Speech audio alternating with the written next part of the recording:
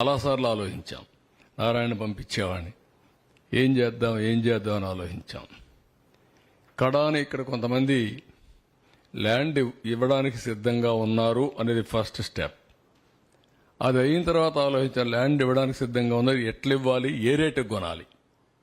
మా దగ్గర డబ్బులు లేవు, ఎప్పటికే 15,000 కోట్లు డెఫిసిట్ ఫైనాన్స్. మేము మాట్లాడుకోనంగా అటా డెవలప్ చేసి ల్యాండ్ పూలింగ్ అనే ఆలోచన వచ్చింది.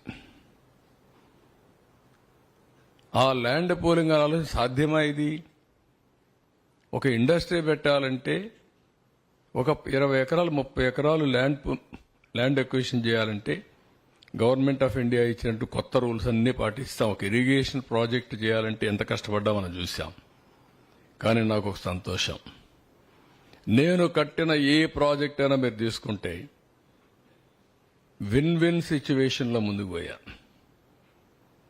నేను ఒకటే మనసులో పెట్టుకున్నాను, ఒక ప్రాజెక్టు కడితే ఆ ప్రాజెక్టు వల్ల లబ్ధి పొందిన వాళ్ళు ఎంత ఆనందంగా ఉంటారో, ఆ ప్రాజెక్టు వల్ల ఆస్తి నష్టపోయిన వాళ్ళు కూడా అంతే ఆనందంగా ఉండాలి. అంటే ఎక్కువ కాంపన్సేషన్ ఇవ్వాలి. అదే ఇచ్చాం. ఎక్కడా నా హయాంలో ఇరిగేషన్ ప్రాజెక్ట్స్కి కానీ, రోడ్డు ప్రాజెక్ట్స్కి కానీ, ఎయిర్పోర్ట్లకు కానీ ఎక్కడ గొడవనే మాట లేకుండా చేశాం. అదే హైదరాబాద్లో శంషాబాద్ 5,000 ఎకరాలు నేను చేస్తే ఒకే మాట చెప్పాను వాళ్ళకందరికీ, మీరు 5,000 ఎకరాలకు మీకు లిబరల్గా డబ్బులు ఇస్తాం, ఆ డబ్బులు తీసుకోండి, ఇక్కడ ఎయిర్పోర్ట్ వస్తుంది, పక్కన భూములు కొనండి, మీ భూమి విలువ పెరుగుతుందని చెప్పాను. అదే చేశారు కొంతమంది. ఆ విధంగా మనం చేసి డెవలప్మెంట్ కోసం ముందుకు పోయాం. ఆ దృష్టితోనే ఇక్కడ ల్యాండ్ పూలింగ్ తీసుకొచ్చాం. నెక్స్ట్, ఇది మీరు చూస్తే ప్రపంచంలోనే largest land pooling in the world. ఇలాంటి ఇంత పెద్ద ఎత్తున భూమి ఇచ్చినటువంటి ప్రాజెక్ట్ ఎక్కడా లేదు. వరల్డ్ బ్యాంక్ అయితే దీన్ని ఒక కేస్ స్టడీగా ప్రజెంట్ చేశారు.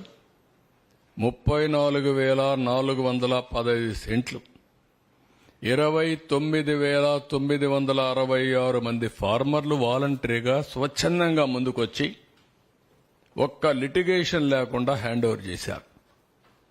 ఇంకొక పక్కన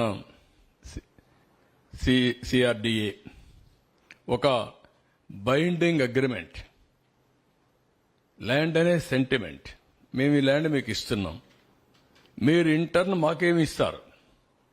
ఇద్దరూ కలిసి ఒక అవగాహనకు వచ్చి తర్వాత దానికి సిఆర్డీలో పాస్ చేశాం, క్యాబినెట్లో పాస్ చేశాం, వీళ్ళకి మళ్ళా అథారిటీ ఇచ్చాం, మీరు అగ్రిమెంట్ చేసుకోమని. అవన్నీ చేశారు. ఆ బైండింగ్ అగ్రిమెంట్ చేసుకుని ముందుకు పోయారు.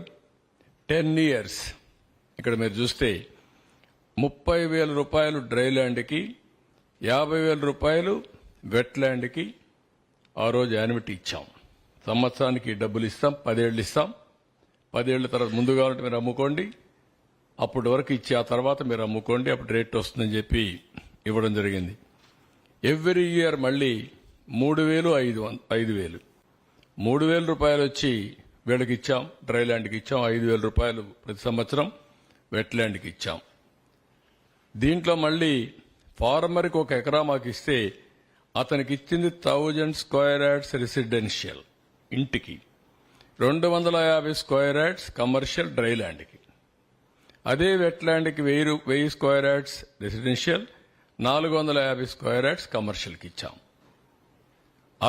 Other benefits like waiver, loan waiver చేశాం, స్కిల్ డెవలప్మెంట్ పెట్టాం, ఫ్రీ హెల్త్ అని, ఇంకో పక్క free education, Anna canteen, sanitation, ఇవన్నీ పెట్టాం. పెన్షనర్స్కి 2,500 రూపాయలు ఇచ్చాం. అంటే ఇక్కడ ఒక రాజధాని కడతా ఉంటే వ్యవసాయం పనిజరక్కపోతే ఉపాధి కోల్పోతుందని, ఒక విధంగా ఉపాధి కూడా కోల్పోదు, ఇంకా ఎక్కువ ఉద్యోగాలు వస్తాయి.